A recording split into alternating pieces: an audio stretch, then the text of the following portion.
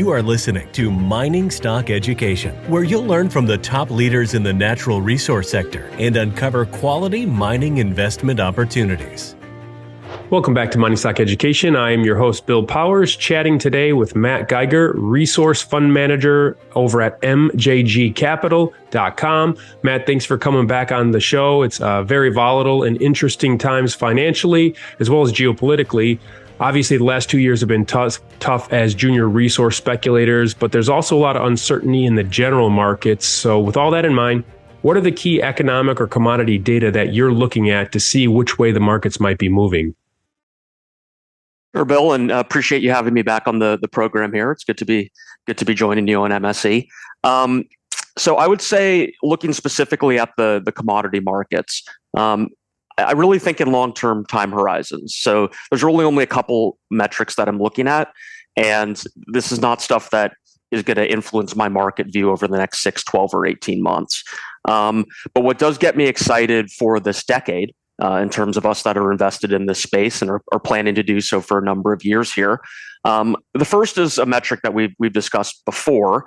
It's actually a handful of metrics, and you're basically looking at commodity prices relative to the general stock market, or you're looking at commodity producers relative to the general stock market, or you're looking specifically at miners relative to the general stock market. There's a whole host of metrics, and depending on the specific metric you look at, we remain at 30, 50, 70, 100-year lows, really across the board. So that gives me tremendous faith. I'm a strong believer in reversion to the mean. These things take time. They don't go in a straight line.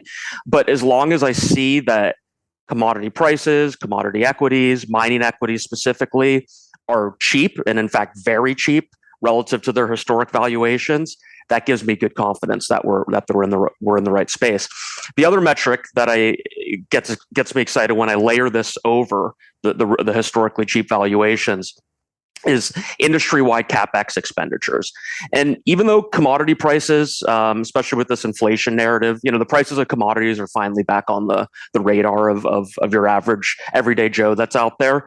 Even with this run-up we've seen over the past 2 years, we have not seen a commensurate rise, actually nowhere close to a rise in actual capital expenditures.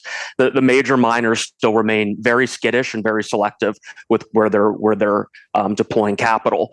So if you go back and look historically, we're closer to 2016 levels of capital expenditures, at least for full year 2022, than we were at the tops of previous cycles, looking back to 2011, 2012, or looking back to 2007 time period.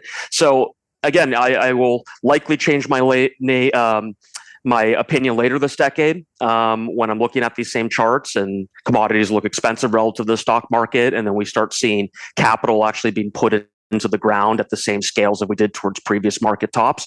But we're nowhere close to that. So for the time being, it's full steam ahead from my perspective. And when you invest in a junior, you've shared with me in the past, you're bottom up, you look at the fundamentals of the individual company, and then can you discuss your time frame? What's your time horizon for an investment in a junior miner?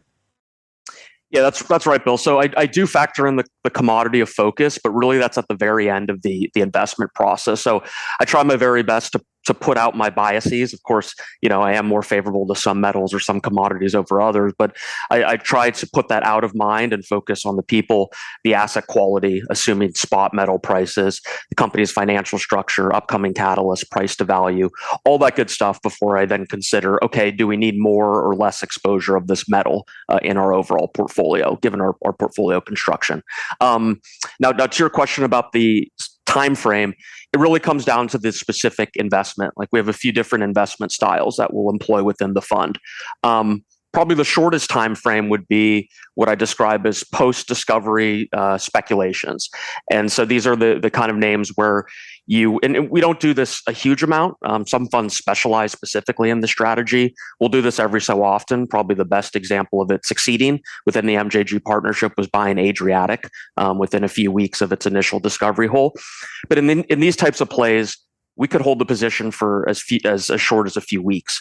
Really, you're just waiting for that next news release to see if what got you excited from that original discovery hole is continuing. And ideally, the intercept that got you interested in the story to begin with is getting wider and higher grade, or at least there's some continuity that you're seeing. So if you don't like what you see with these post-discovery specs, you should be willing to sell almost immediately if the next news release does not deliver to your expectations. So that'd be the absolute shortest time horizon.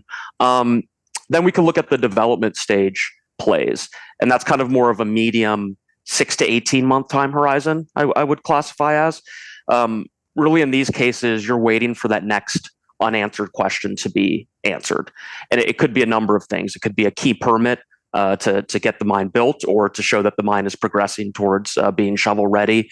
It could be, the first economic study, which you're hoping will catch the market by surprise. It could be another round of drill results if it's an earlier stage development play. So you want to set a specific unanswered question, wait for that to be answered. If you like the answer, if you like the answer, then that's a good sign. Ideally, you've seen some appreciation in your position over that time period. Then you need to look out to the next unanswered question and get a sense of what you think the expected value is, aka what are the odds of them answering this next unanswered question positively, and if they do, what types of returns could I expect? If the risk reward remains favorable in your view, then you can wait another 6 to 18 months and the process repeats. So that's how I think about it for development stage plays. And then for prospect generators and royalty names in particular, Steph, it's a little bit more of a buy and hold scenario. So there's some names in the portfolio where I envision them staying within the fund as long as MJG Capital is around. And later this decade, when I think we're towards the top of the market, I won't hesitate to shut it down, send money back to investors. But there's probably 4 or 5 holdings where, assuming management keeps plugging along and doing what they say, they're going to be long-term holds. So those are positions that I'll monitor for reasons to sell. And it could be, bad behavior from management or poor mistakes that kind of come out of the blue. I don't expect that with these types of buy and hold holdings, but you have to keep an open mind.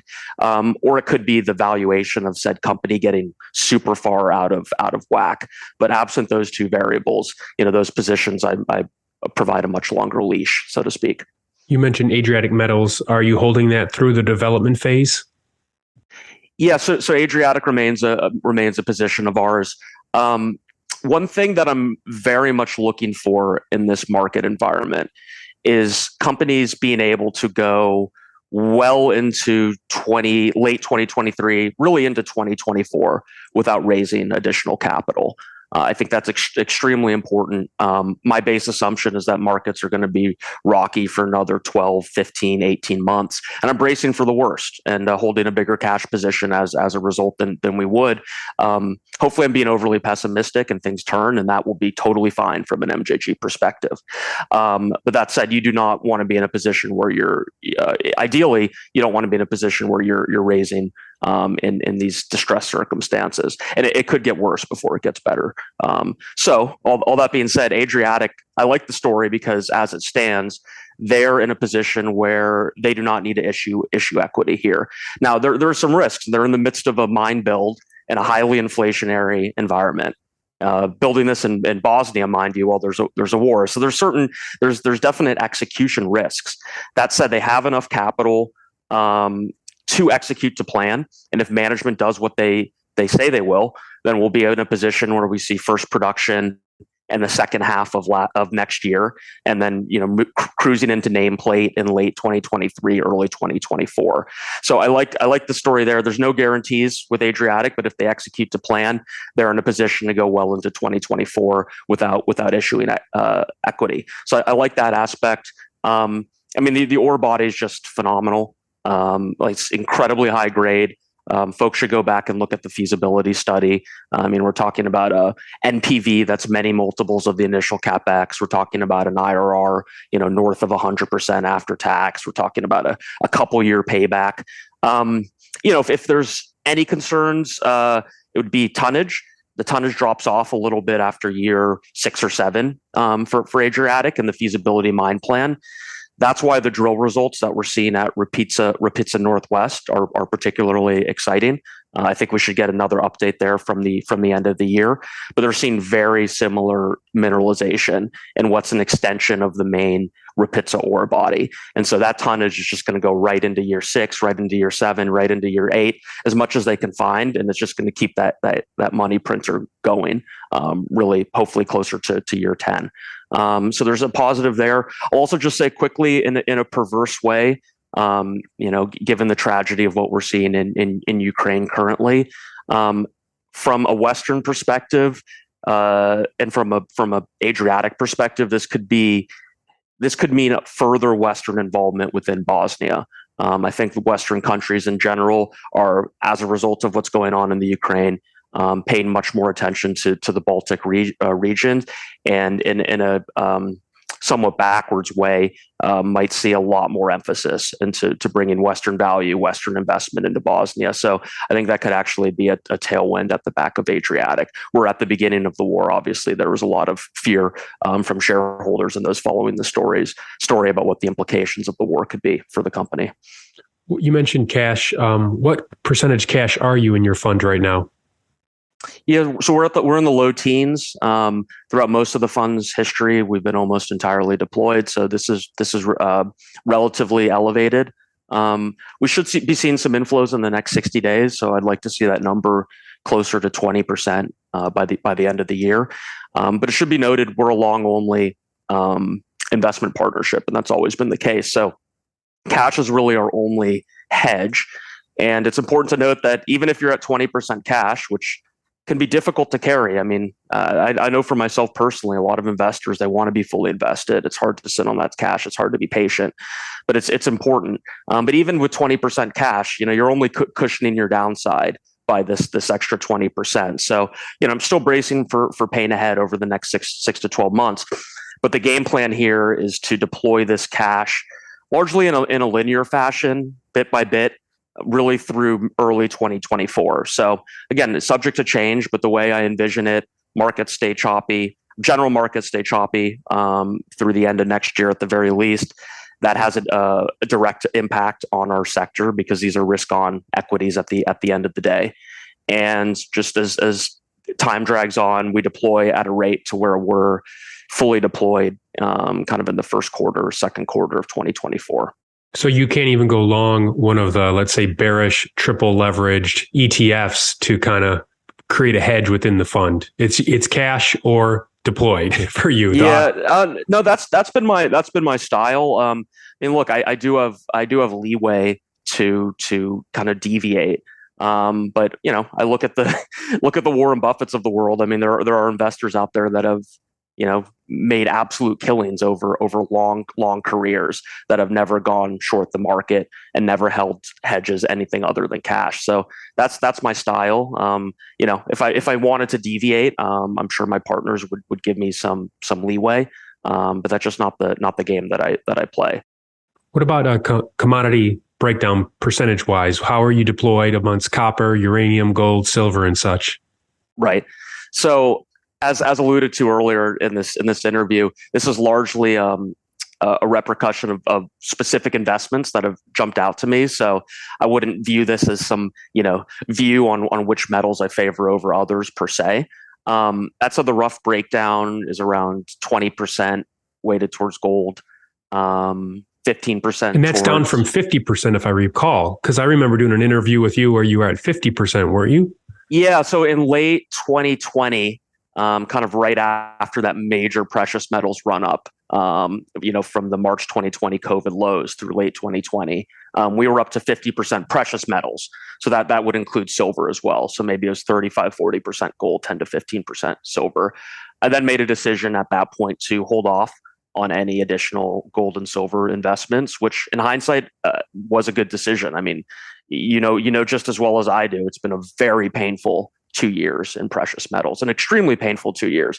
What makes it even more painful is most of the rest of the metals complex has run up. And as recently as March of this year, nickel and copper and uranium were rocking and rolling. Lithium continues to rock and roll, and maybe we can touch on that in a second. But you're right. Our precious metal exposure's down a little bit, but 20% gold, 10% silver, 10% PGM. So we're at about 40. We're at about 40%. If you want to lump PGMs into that precious metals category, most folks do. I think of them more as industrial metals, but I'll let your audience decide there. In terms of non-PMs, copper's at about a 20% weighting. We have ag minerals, phosphate and potash at around 5% each, so 10% total. And did you get minerals. into those before the run up the last couple of years? Yes. Yes. Like Ariana Phosphate, is that one of the companies or? So I'm following Ariane. It's not a holding of ours. Our position in phosphate is in a little known company called Fox River. The phosphate space is interesting. I mean, there's only about 6, maybe 12 juniors out there spread across North America and Australia. So there's very limited, at least as it stands, investment vehicles. And there's also this nascent battery metal narrative. We'll see how long it takes to actually gain traction here, but lithium ion phosphate batteries, or LFP cathodes, are gaining increasing market share over nickel rich cathodes, the typical NMC. And I think that's a narrative that folks are just catching on to, but it's an interesting dynamic with an already tight phosphate market, essential for inorganic fertilizer, to then also have this new demand source starting to eat into overall market share. So yeah, we'll see. Fox River's highly speculative, but they're a company with the existing Martison phosphate deposit in Ontario. It's seen close to 50 million in expenditures. You have a company that's trading at 20 cents on the dollar in terms of historical expenditures. A massive discount to NPV. They came out with a updated PEA just earlier this year, so investors can check that out. And also a massive discount to the valuation that they reached during the last ag minerals cycle. Fox River, ran all the way up to close to a $400 million Canadian market cap. It was very, very close to actually being built during the last cycle. Things did not go to plan, and now the company's trading closer to a $10 or $15 million market cap. So that one's quite speculative. But that is our phosphate exposure. And then our potash exposure comes from a more traditional name. I consider Altius Minerals a potash focused play. At the end of the day, it's very diversified, and I think that should be said. But if you had to classify it one way or another, I think roughly 40 to 50% of Altius's NAV stems from their potash royalties in Saskatchewan. So that's how I think about that with the ag minerals.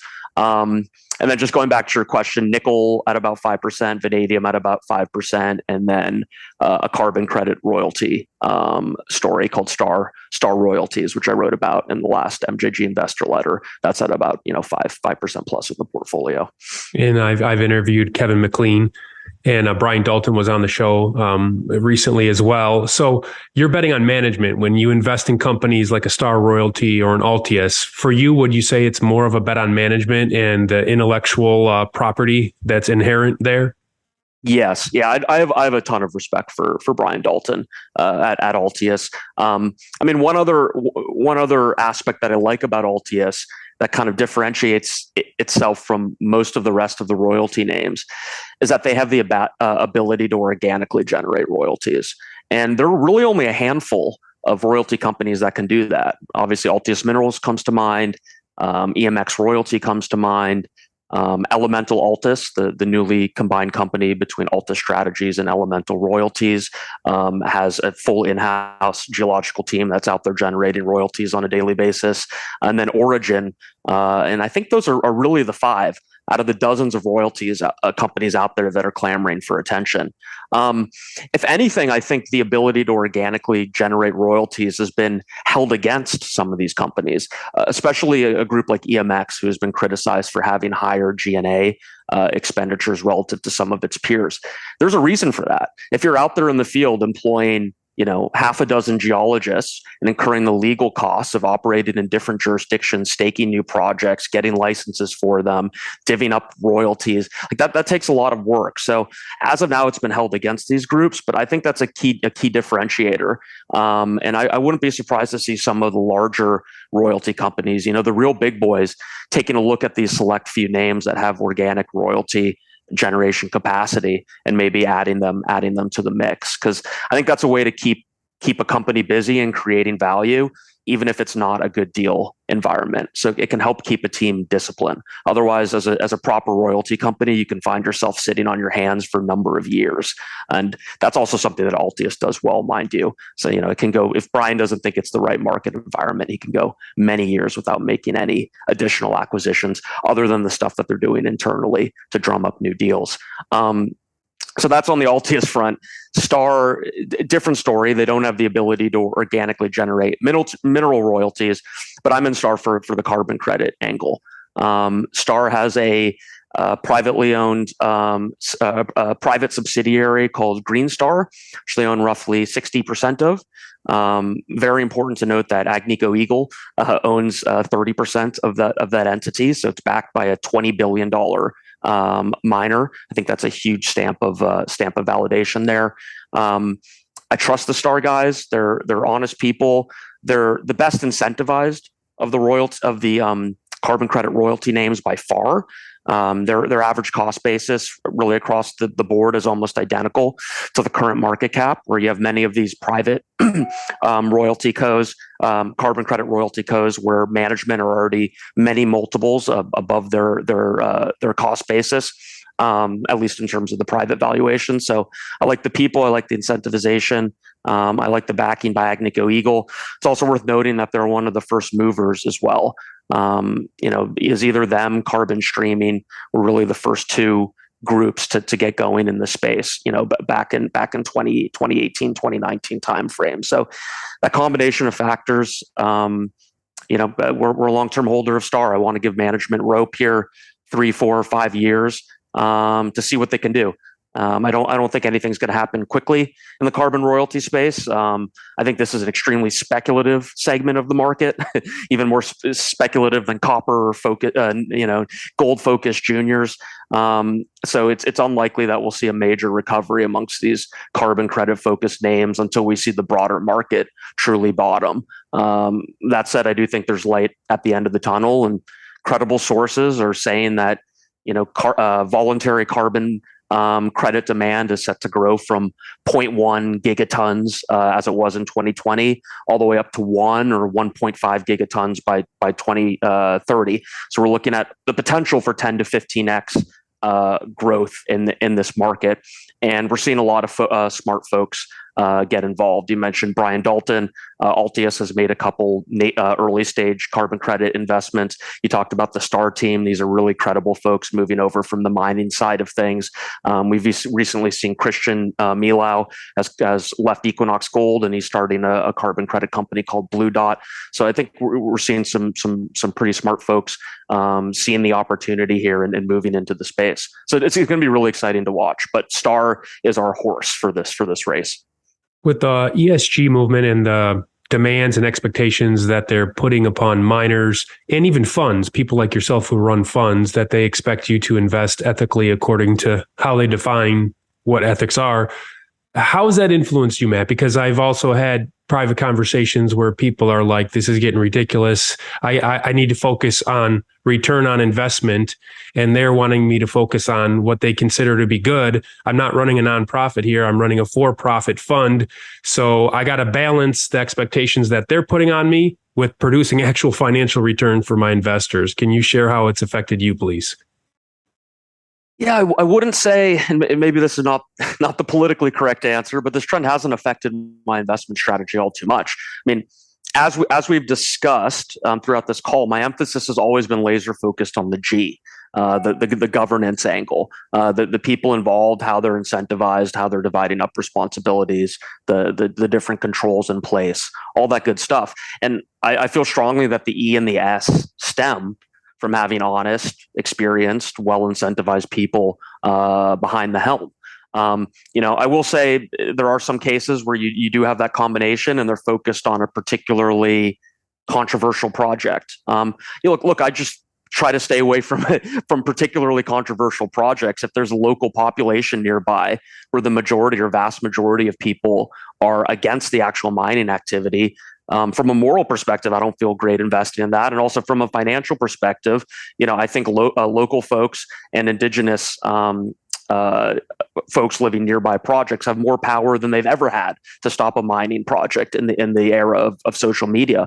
And I think that's probably a good thing. But whether you think that's a good thing or a bad thing, it's just the reality. So, I think if there's one thing that gets me excited about this ESG craze, or I guess it could work in our favor as investors, is the fact that really over the past 10 years, the ESG space as a whole has largely ignored or turned their back to mining entirely.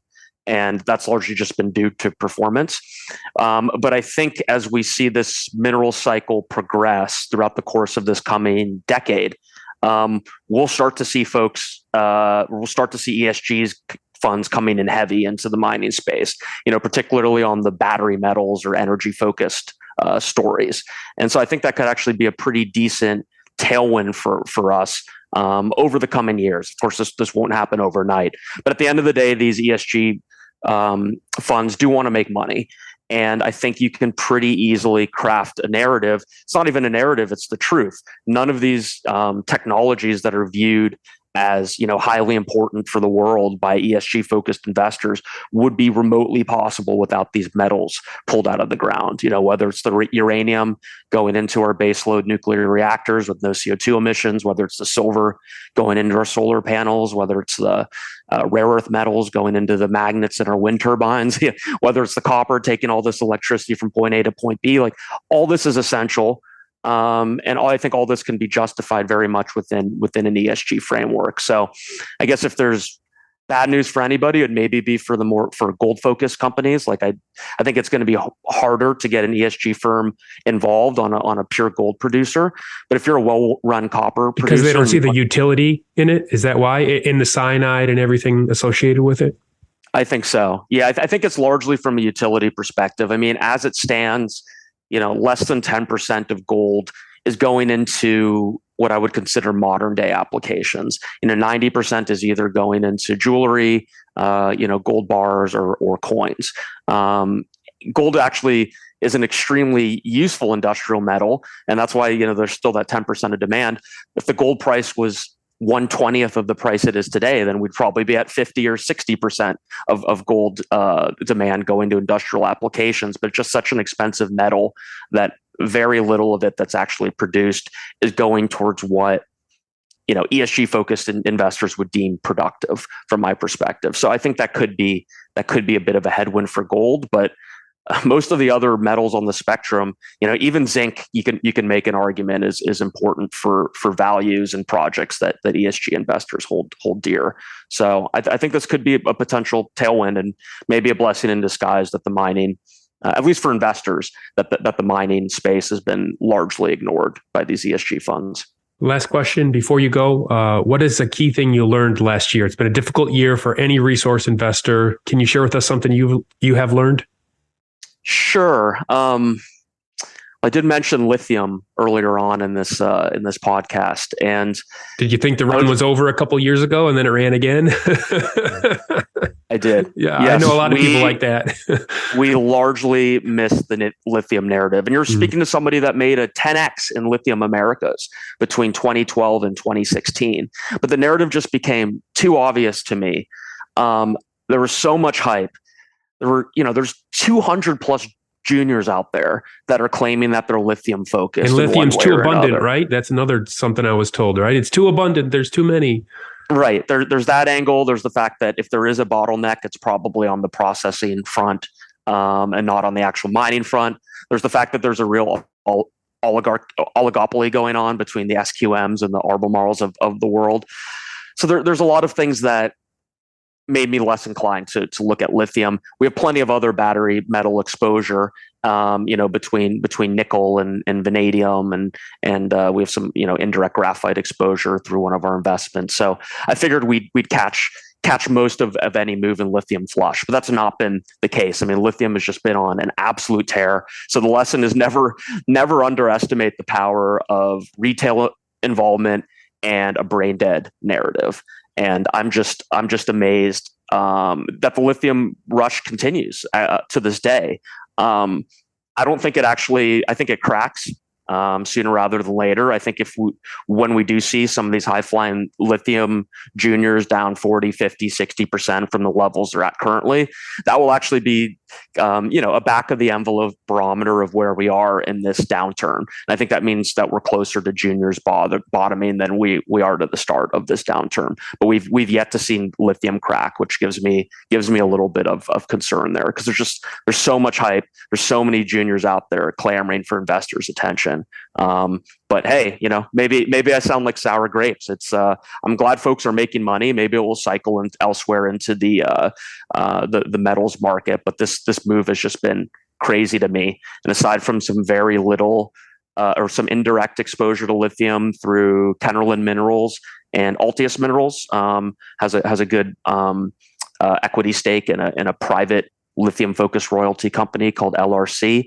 But again, for neither Kennerland nor Altius is lithium really the driving value creator within the company. So absent those two, we have not participated in this lithium move at all. But kudos to those that have, and I would encourage folks that are invested in lithium to take some profits, look elsewhere in the metals complex, maybe hold some cash. Understand that they can be very right about this narrative for lithium over the next 5, 6, 10 years. But at the same time, see prices of these juniors down 50%. Like, the narrative is real, but that doesn't mean that things are going to continue to go up unabated as they have over the past couple of years. Excellent. Well, Matt, thank you for sharing your insights today. I always learn something from you every time we chat. Your website is mjgcapital.com, and I will also link to Matt's Twitter in the show notes below. Thank you again for coming on the show today. Appreciate it, Bill. That was fun. I look forward to doing this soon.